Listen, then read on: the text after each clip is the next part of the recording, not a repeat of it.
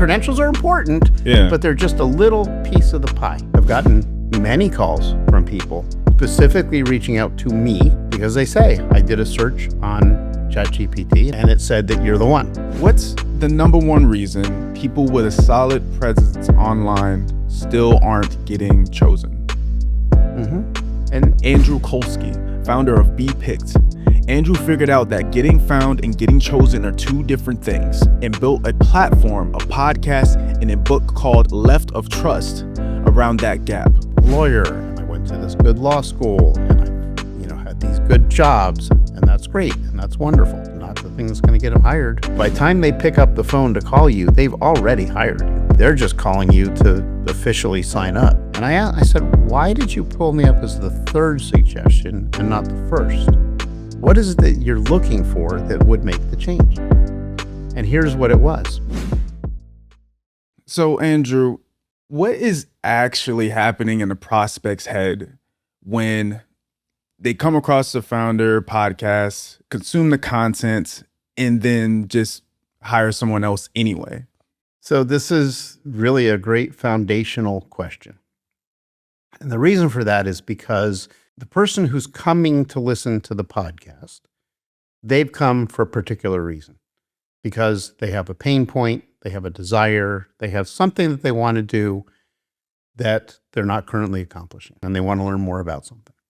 And the challenge that a lot of people run into who are speaking on podcasts or hosting podcasts or any other type of content out there is there's this thing between what we call cognitive trust and affective trust.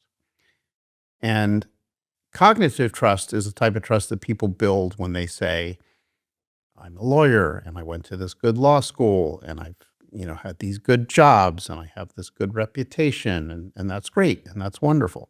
It's not the thing that's going to get them hired. Affective trust is the signals and the things that people do that show that I understand your problem. I understand your pain point. I have the ability to help you get from that pain to the comfort that you're trying to achieve. So they're speaking to the audience as opposed to at the audience. So the reason that people either listen to a podcast and stay, or they listen and then they go somewhere else, typically is your approach didn't make them feel comfortable. They didn't feel like you were credible enough to actually solve the problem that they had. And so they went to look for someone else who could. So the difference would be that one has credentials and the other actually has proof behind solving that particular pain and problem. Is that right? Yes, and they have credentials. Yeah, credentials are good too. Yeah. I mean, think of it this way. Let's talk about a dentist. I end up falling down on the sidewalk and I chip my tooth and I've got a raw nerve and it hurts and it looks bad and I want to do something about it. And I go online and I, look up, let's be really generic here, dentist. Now, thousands of dentists are going to show up online. And most of them are going to show up saying, I'm a dentist. I went to dental school. This is the school I went to. I have an office. Here's the location of my office. Aren't I great? And then others are going to say, did you fall on the sidewalk and break your tooth? Is it really painful? Do you want to get rid of that pain? This is the type of cases that I work with. I use the latest technology of blah, blah, blah, and this is how we do it. As a matter of fact, here's some examples of some cases where we've achieved that type of result. We can get it done for you. It feels bad now, but we can get you back to where no one will ever know that you broke your tooth. Which one of those two are you going to hire?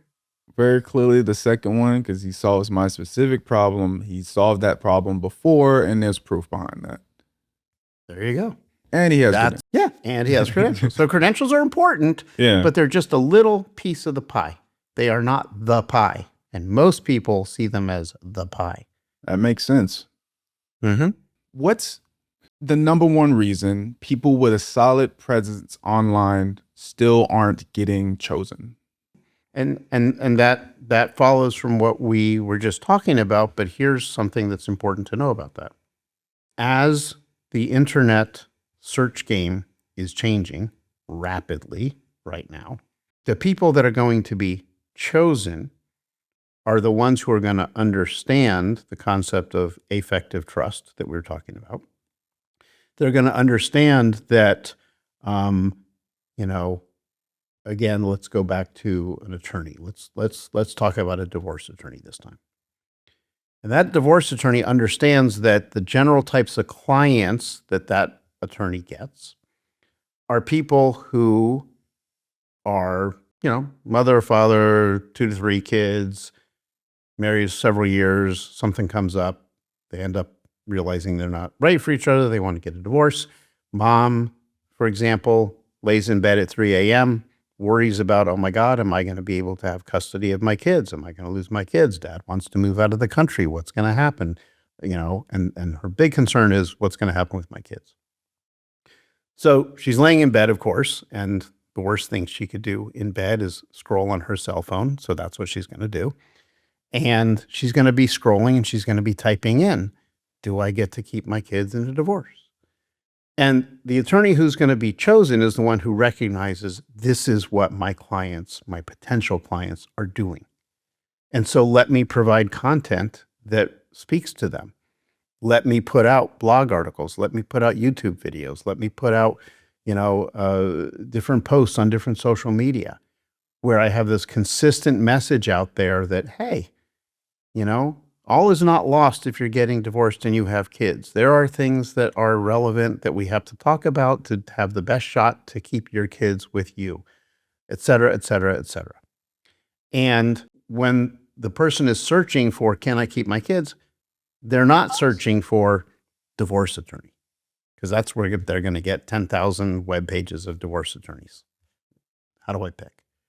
What they are searching for is, here's my problem, what's the solution? And now the generative engine optimization, GEO, or the AI search, is going to say, oh, well, here's the information about how do you keep your kids after a divorce in Delaware, if you're in Delaware, wherever it may be.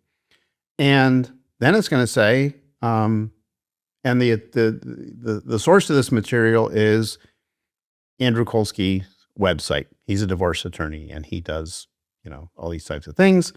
And, and then this is where your client is going to come from. I can tell you myself as a professional, I have gotten many calls from people, specifically reaching out to me and want to work with me personally because they say, I did a search on ChatGPT and I was looking for someone who could handle XYZ problem. And it said that you're the one. And so I want to work with you. I don't want to work with anybody else. I don't want you to refer me to anybody. I want to hire you. I've never met this person. I don't know anything about them. I've never spoken to them. They came to me and already decided they were going to hire me before I ever spoke to them. We talked about it a little bit before recording, but could you explain for people who don't know GEO, the AI search? And then after that, could you tell me how you got it set it up that you had that example where someone wanted you specifically? Sure. So it sounds funny to say in the old days, because I remember when there were no computers, there was no internet, there was no nothing. But in the old days of the internet, we had this thing called SEO, search engine optimization. And SEO worked basically on the concept that somebody would be typing in things into the internet, and there'd be certain terms that they might use or short phrases that they might use. They might use the term divorce attorney. They might use the term child custody, whatever it may be. And so the marketplace developed where people created websites that were filled with proper search engine optimization terms, meaning the types of terms that people would be included in the things people were looking for, but just very generic, it's just hopefully they say this term when they type it, and hopefully I picked that term to be on my website. That's how everything has run for the longest time, and it still runs that way to an extent. But then AI came in. And AI searches the entire internet and gets to know all the information on the internet. And now when people type in the question, can I keep my kids if I get divorced? No longer is it looking for, oh, wait, they said the magic SEO term divorced. Now let me go pull up all these websites that have the term divorce on it. No, now AI analyzes and it says, oh, look, here's a website, a person who's put out information about, do I get to keep my kids in a divorce? As a matter of fact, look at this. They've got blog articles about it. And they have a YouTube channel about it. Oh, and here's some LinkedIn posts they've done. Here's some comments they've made on different social media. This person obviously knows this stuff because they're showing that they know it. They're not just saying the magic term divorce. They're answering the actual question. They're providing the content in multiple forms. Oh, look at, and they wrote a book about it too. And so when AI search, or GEO, generative engine search, pulls up information, it pulls up the most credible source. And the most credible source is the one who does the things that I just explained.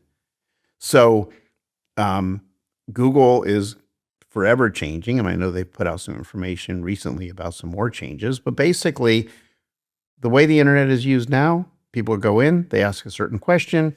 If you look at Google, it pulls up an AI summary up front. That's pretty much all people read. They don't even care about the websites or anything anymore. Now, if you want to search the source, you can click and you can go to the website.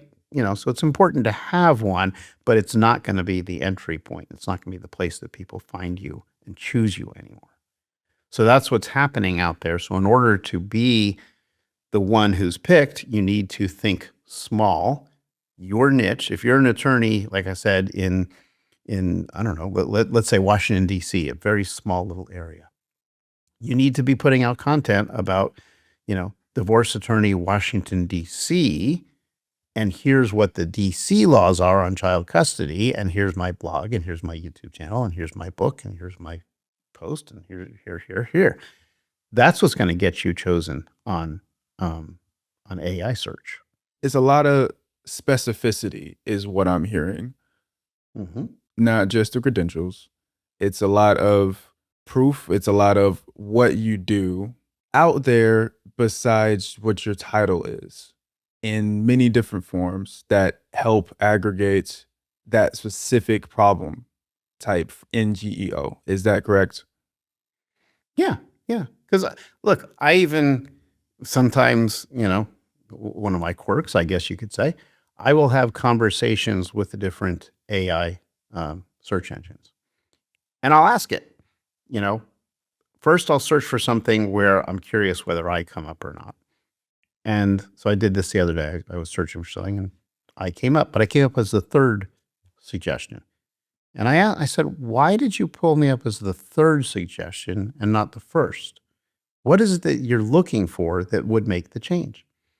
And here's what it was. One of my jobs. So I have a law license. I'm not practicing law anymore. I do mental health work, which I'm still doing a lot of in very niche areas. One of the niche areas is sleep. And so I had typed in a question about trying to find the best sleep professional in this particular area. And on my website and other material, I talk about the fact that I help people with insomnia and I help people with nightmares, two big areas. Well, when I asked the AI, why did you make me third? They made me third because the first two people said all they did was insomnia. And I said that I did insomnia and nightmares. So that watered down my credibility. Is it right? No. Are they better than me at sleep? Maybe they are. Maybe they're not. I don't know, because I don't know who they are. But, my credibility was watered down because I happen to do more than one thing. And just theoretically, if someone needed more than one thing, maybe you would show up higher in that search. Right, because maybe the person's searching for nightmares. Right. Now, there's even a smaller number of people that do that. So I may be the number one person that shows up. Yeah, sure. So, but in terms of the, we're talking about founders here. The company that I'm founding is a company designed to help professional service providers get through all this stuff I'm talking about so that they become the ones that are not just found by AIs, but they're the ones that are picked by the clients because they have the credibility and all. And so I work with people to teach them how to build that out. I have tools to help them build that out. We automate as many things as we can because you can't be everywhere, do everything at the same time. And so, if you look at me personally, what am I doing? Well, I have my own podcast. From that podcast, I pull blog articles, I pull clips, I pull all sorts of information, and I make great connections with the people that are on my show. I then will use those clips to go out on social media, on LinkedIn, on YouTube, all these different places. The blog gets posted out online. I've written a book, which is getting ready to come out. Might as well say the name of the book is Left of Trust, and it explains all the psychology behind everything I'm talking about and why and how I built the company, the reasons. And I go out and I speak. And so, you can hear podcast, YouTube channel, LinkedIn post, book, speaking, blog, et cetera, et cetera. So who do you think AI is going to pick when someone is looking for the type of services I provide? I certainly hope it's going to be me. Right. With all that feeding it in all those different areas, likely the GEO picks you up. Can you give me an example of somebody that went from not being picked to picked that you worked with or have seen?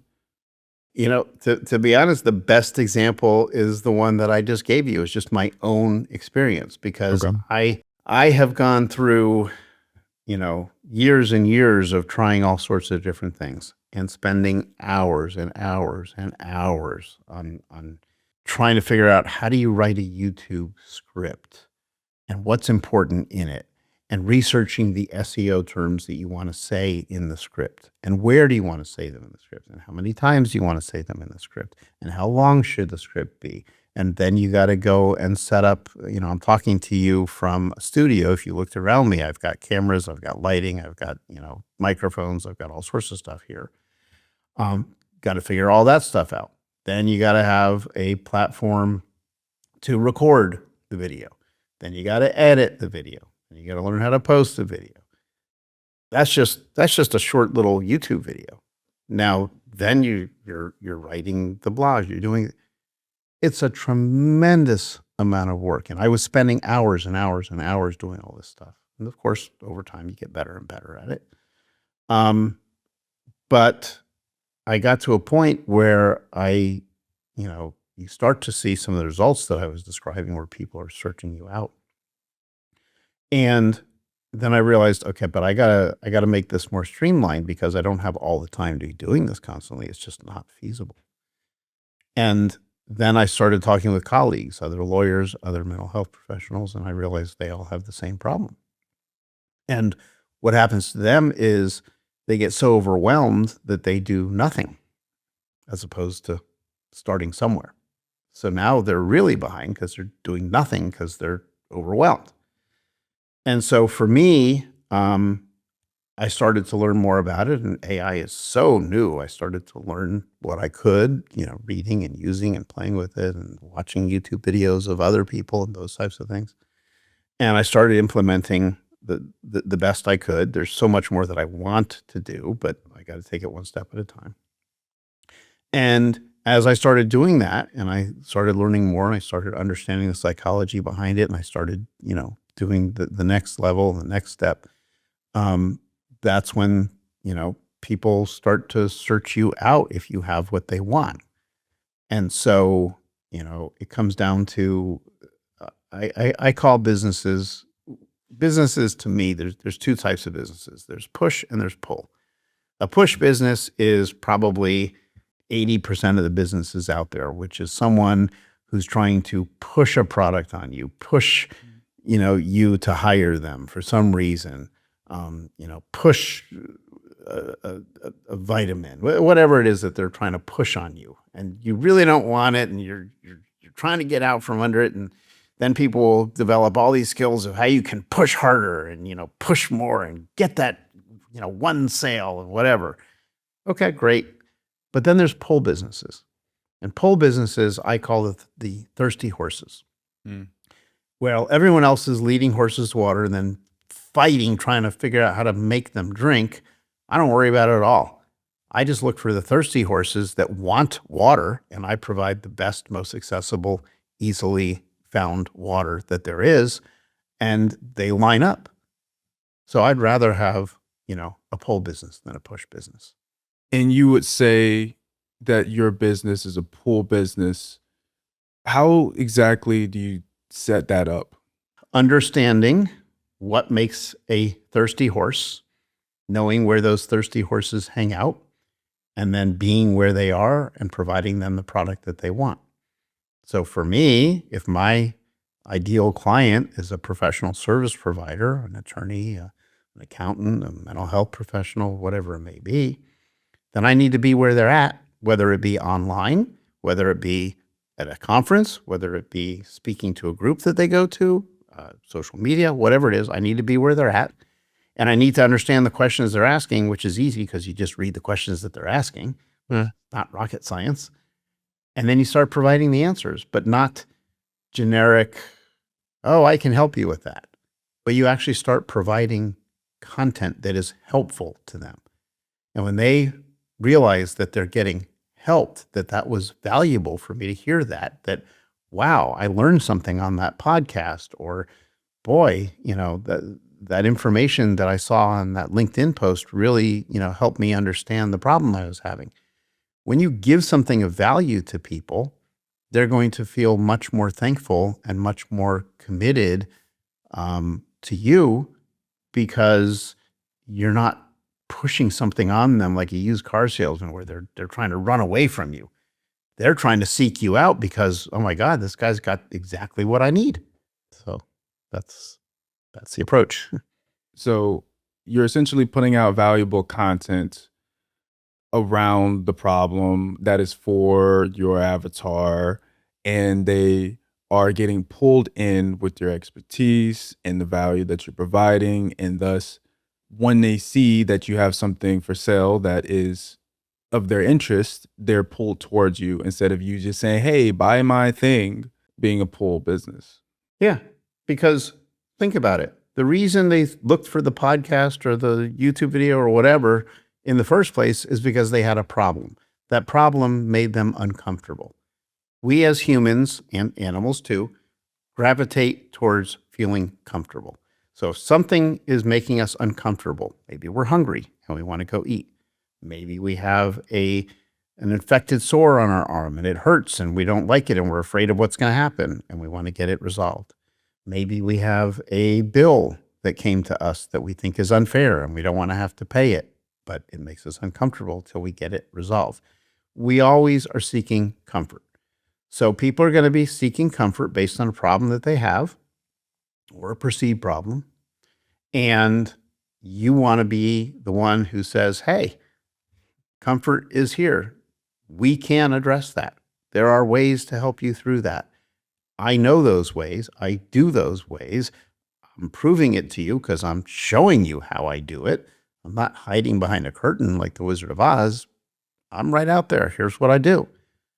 But, I happen to have years and years of expertise in this particular area, and I can show you generally how to do some things, but I can't show you everything that took me years and years and years to build. So if you want me to do it for you, I'm happy to do it with you, actually more so than for you. But you know what? That's what I get paid for. So there is the charge. Yes. I don't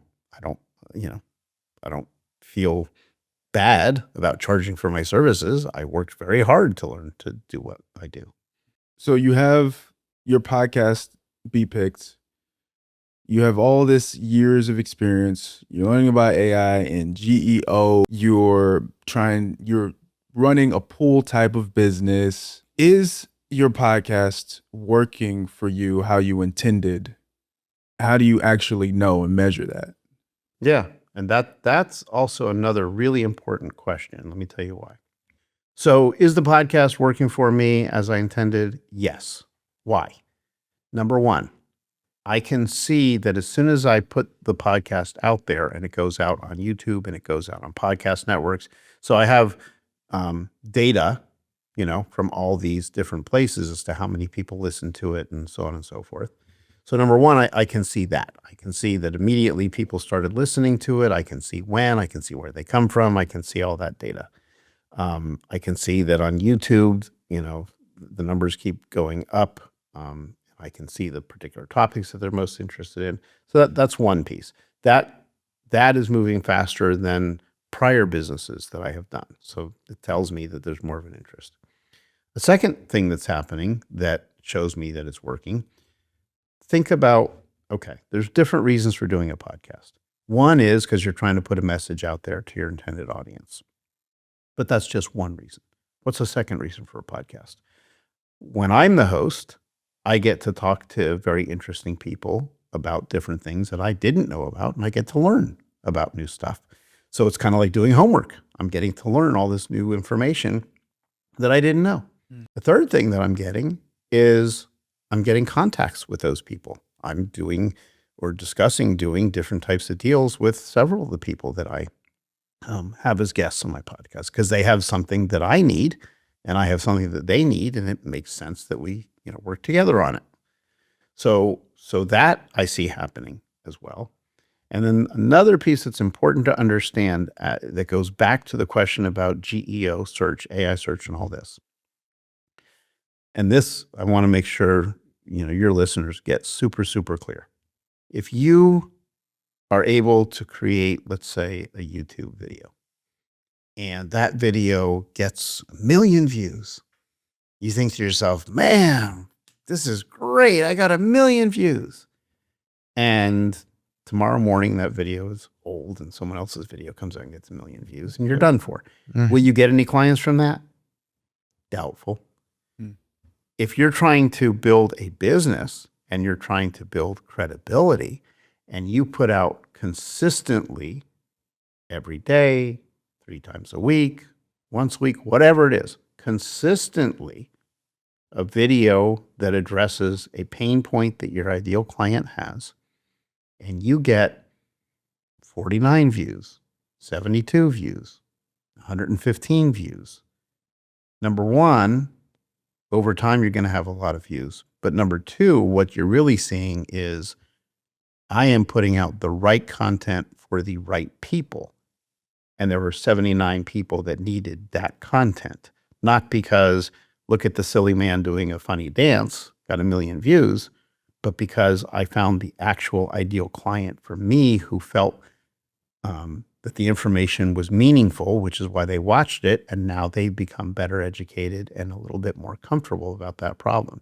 So if you're going to be the trusted advisor for AI search, you want consistent videos at 40, 50, 100 views, not the one video at 1 million views.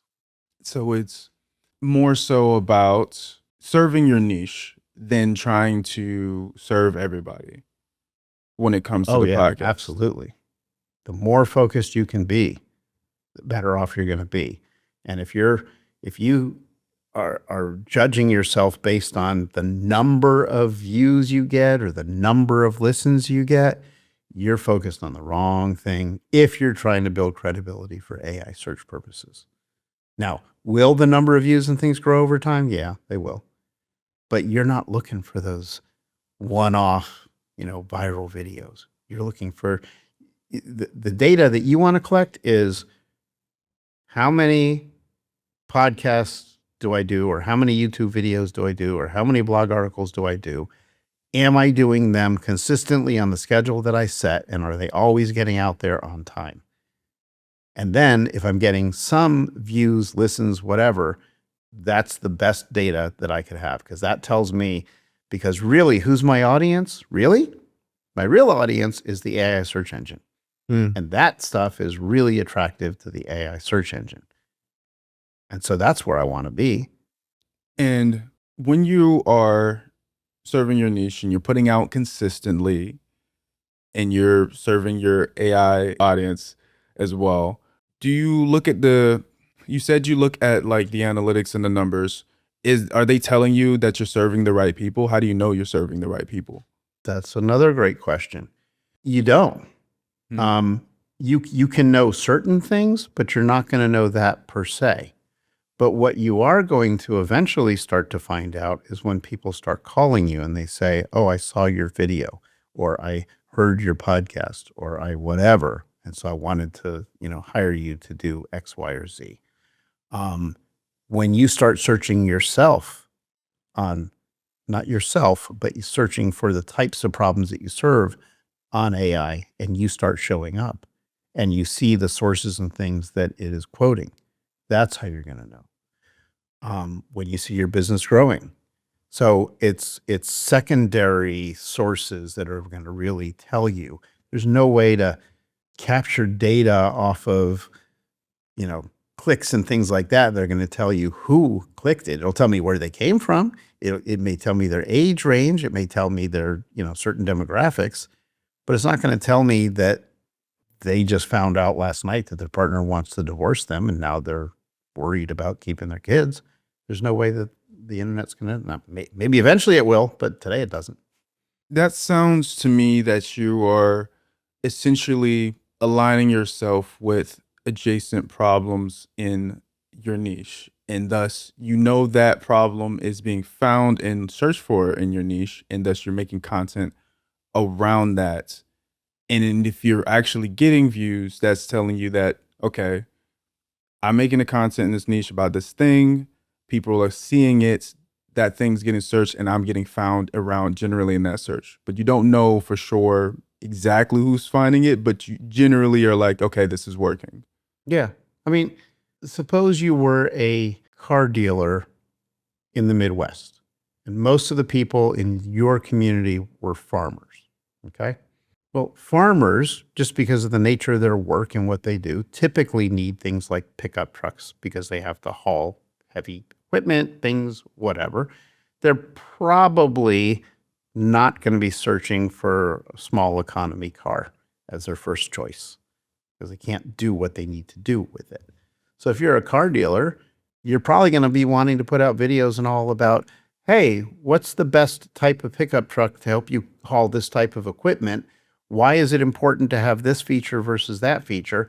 If you spend all day putting out videos about the Econobox that one person a year purchases from you, you're kind of wasting your time, right? So your profession, you're the one doing it. You know the problems that people come to you with that they want you to solve. That's what you do. So that's the stuff you want to be putting out there and talking about. Not some theoretical other thing that, hey, nobody ever comes to me for this, but isn't it cool to know?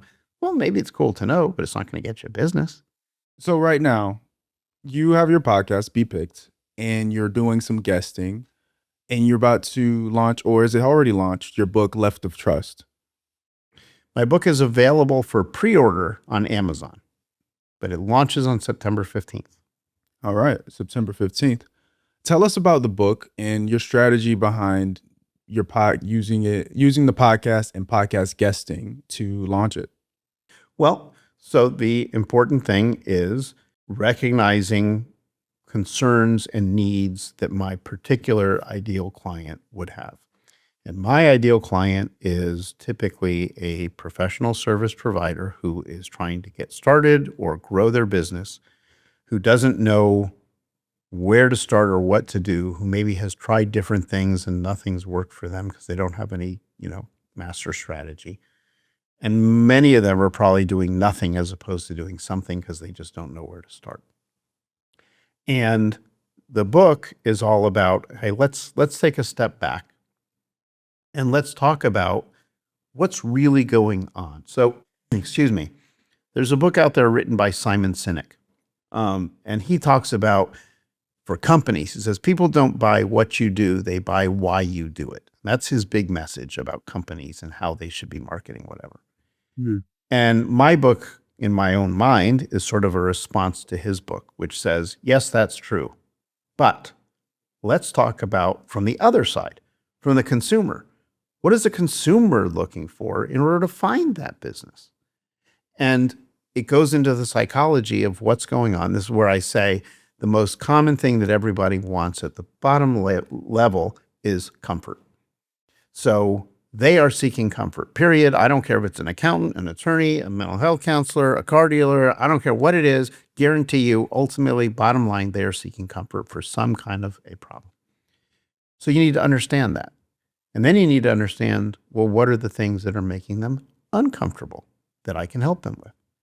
And then you need to understand, so what types of questions would they have about that particular issue?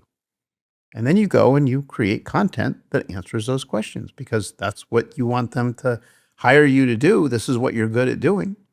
So it goes into the psychology behind comfort. It goes into the psychology. We talk about the affective trust that we talked about. We talk about how that impacts people. So it's not a how-to step 1, 2, 3, 4 book. It's a let's understand left of trust. What happens in that big universe out there that people see, that people interact with, that people deal with, that leads them down the path to eventually trust you? And what I talk about in there is things that I call TICs, T-I-C. It stands for trust is the inevitable conclusion. And so when a person first goes out on the internet to search for something, whether it be AI or not, they're going to this huge black universe of nothingness, stuff all over the place, and they start typing in certain questions, and certain information will start to come up. And maybe you put a blog post out there and you talk about I don't know, you have your own term, you call it the the childless divorce, whatever. And they say, oh yeah, that's kind of like sounds like something I want to look for. Let me look up more about that. So you're sort of, now you're using terms, because we each speak using our own terms and stuff that we're comfortable with.